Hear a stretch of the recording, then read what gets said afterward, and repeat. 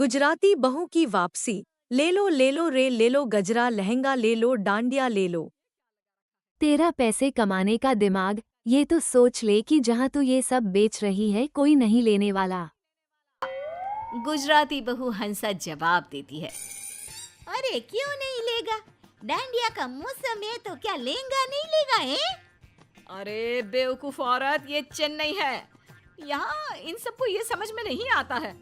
अरे किसी south Indian को लहंगा पहने देखा है क्या? वो भी इतना चमकीला शीशा और रंगीन धागा वाला।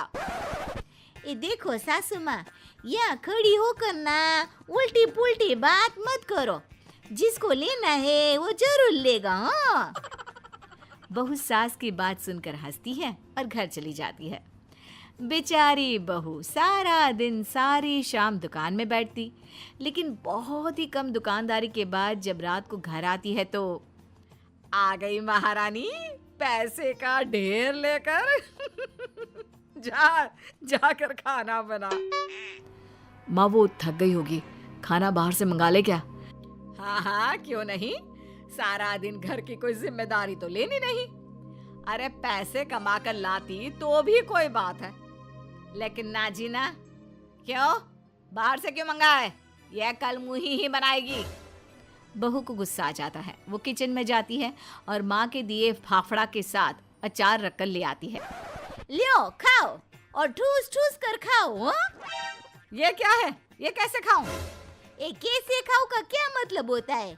जैसे पूरा गुजरात खाता है वैसे खाओ। मेरी माँ ने तो बहुत सारे भेजे हैं। हाँ? बेचारी सास क्या करती, जो था वही तो खाना था। वैसे भी बहू को ताने दे देकर उसके अंदर की सारी एनर्जी खत्म हो गई थी। सभी खा पी कर सो जाते हैं, लेकिन बहू तो कमरे के चक्कर काट काट कर घूमती रहती है। अरे क्या हो गया? किस बात का मंथन कर रही हो? ये समझ में नहीं आ रहा है कि यहाँ गुजराती कल्चर का सामान कैसे बेचूं।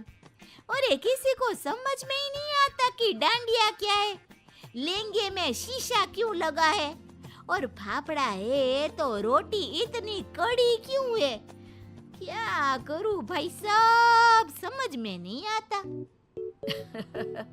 एक तो तुम गुजराती भी ना बड़े मेहनती होते हो और चाहते हो कि सारा माहौल उन लोगों के रंग में ही रंग जाए। ऐसा ही कहा हो। वैसे रंग में तो हम किसी को भी रंग सकते हैं। देखो तुम्हें नहीं बना लिया क्या अपना है? ए चलो ना डांडिया खेलते हैं। हाँ? अरे पागल हो क्या? रात के 1 बजे डांडिया? अरे चलो ना, बहुत मजा आएगा। खेलते हैं ना डांडिया बाहर आंगन में। चलो तो सही प्लीज मेरे खातिर। हाँ? पति को हंसा से इतना प्यार था कि वो उसकी बात को मना नहीं कर पाता। और फिर क्या था, आंगन में गाना बजता रहता है। ए हेलो रंगीलो मारो, पति नाचते हुए कहता है। अरे वाह हंसा, बड़ा मजा आ रहा है। दोनों पति पत्नी डांडिया करने लगते हैं। गाने की आवाज से आसपास के 2 परिवार बाहर निकल आते हैं। साउथ इंडियन पड़ोसी कहता है, अयो या ये क्या करता जी? ये डंडा क्यों मारता भाभी जी का, वो भी रात में? अरे लगता झगड़ा हो गया जी दोनों के बीच। अरे तो हंसता क्यों है जी, मार मार के एक दूसरे को डंडा? मेरे को लगता कि जिसका डंडा लग नहीं पाता होगा वो ना खुशी से हंसता होगा, ठीक है ना? मेरे को भी यही लगता, लेकिन गाना क्यों लगाए? मेरे को लगती लोगों की गालियां और लड़ाइयां ताने ना सुनाई देना इसलिए। हंसा देखती है कि कुछ लोग खड़े हैं। वो गाना बंद कर देती है और उन लोगों के पास जाती है। देखा, मजा आ रहा है ना हम लोगों का डांस देखकर। हाँ लेकिन ये डांस है, मुझे तो लगा ये कोई लड़ाई चल रही है। लड़ाई, वो भी आंगन में?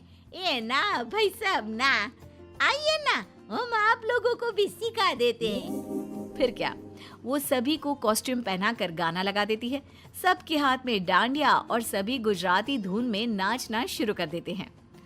आया बड़ा मजा आ रहा है हंसा भाभी। हाँ मैंने भी फाल्गुनी पाठक देखा था डांस। हंसा मुझे तो रखने का मन ही नहीं कर रहा।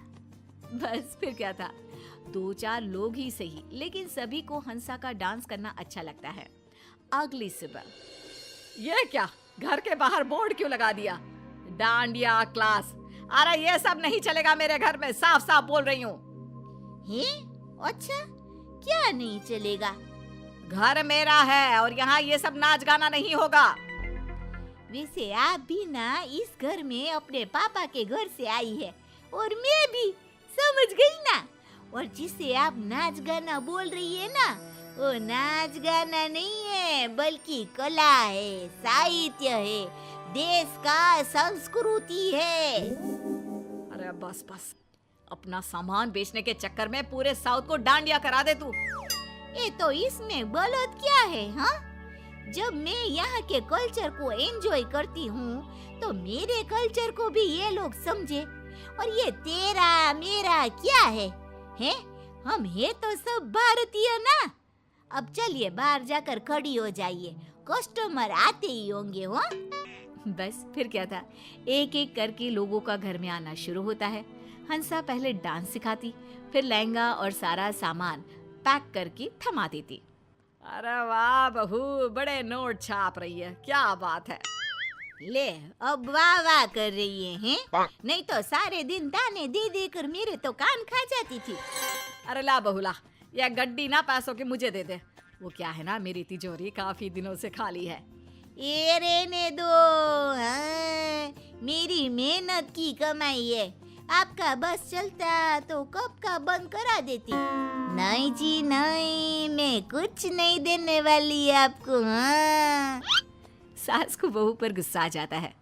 अच्छा, तो ये चला कि मेरे घर को धर्मशाला बना दिया और पैसे के नाम पर ठेंगा। रुक, बताती हूँ तुझे। एक रोज सास चुपके से सारे लहंगे काट देती है और डांडिया में कील लगा देती है, फाफड़े में चींटी डाल देती है और खुश हो जाती है। अब पता चलेगा चालाकी देवी से पंगा लेने का क्या हर्ष होता है। एक कस्टमर, हंसा भाभी ये देखिए, ये लहंगा मैं कल पैक करके ले गई थी। अरे लहंगा फटा था, सबके सामने मेरी बेइज्जती हो गई। थोड़ी देर में दूसरी, अंसा, ये डांडिया, इसमें तो कील निकली हुई थी, मेरी बेटी के हाथ से ना खून ही खून आ रहा है। तभी तीसरी, ये फाफड़ा छी छी छी छी, पूरा चींटी से भरा, इससे तो अच्छा हमारा इडली डोसा। ना जी ना, हमको कुछ नहीं चाहिए। बहू परेशान हो जाती है और रोने लग जाती है कि कितनी मेहनत से सारा बिजनेस जमाया था, एक पल में ही सारा धरा का धरा रह गया। तभी सास आ जाती है।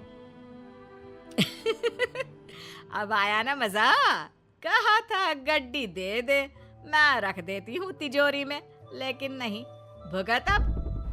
सास की बात सुनकर हंसा समझ जाती है कि ये सब तो सास का किया हुआ खेल था।